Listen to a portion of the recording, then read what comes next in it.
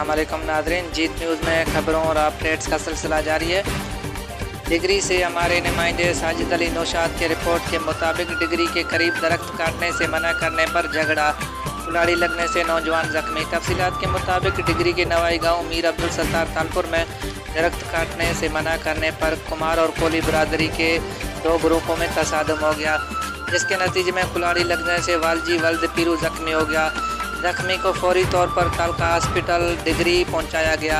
जख्मी वालजी कोली के मुताबिक उनके घर के करीब मौजूद देवी को कुमार बरादरी के नौजवानों को काटने से मना करने पर कुमार बरादरी के मुश्तल लोगों ने कुल्हाड़ी से उन पर हमला कर दिया। आखिरी इतला आने तक वाक़ई का कोई मुकदमा दर्ज ना हो सका। रिपोर्ट ब्यूरो चीफ, जीत HD न्यूज़, साजिद अली नौशाद, ज़िला मीरपुर खास, डिग्री।